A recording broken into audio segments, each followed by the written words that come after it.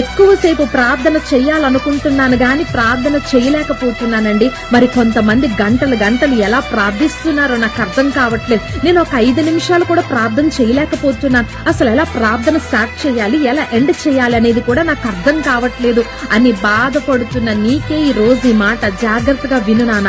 5 వేలను తీసుకో. ప్రార్థనలో కూర్చునే ముందు నీకు మొదటి వేలు చెప్తుంది ఫస్ట్ దేవుణ్ణి ఆరాధించు.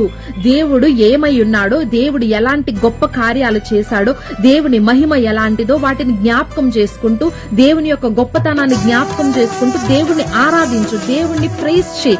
ఆ తర్వాత నీకు 2వ వేలు చెప్తుంది దేవునికి కృతజ్ఞతాస్తుతులు చెల్లించు.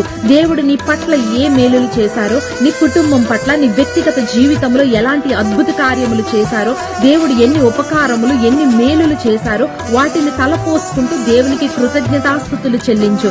తర్వాత ప్రార్థనలోకి వెళ్లే ముందు 3వదిగా నువ్వు దేవుని ఎదుట కన్ఫెస్ చేయి. నీ పాపములన్నిటినీ ఒప్పుకో, పశ్చాత్తాపపడు. దేవునికి వ్యతిరేకముగా దేవునికి ఇష్టము లేని కార్యాలు నువ్వేదైతే చేశావో వాటన్నిటినీ దేవుని ఎదుట ఒప్పుకో.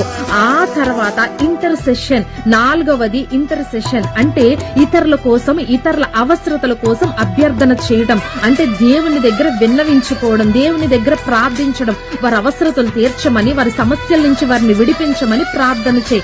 ఆఖరిగా పిటిషన్ అంటే నీ గురించి నువ్వు దేవుని దగ్గర అభ్యర్థన చేసుకోవటం, నీ అవసరతల కోసము, నీ సమస్యల కోసము దేవుని దగ్గర ప్రార్థించడము.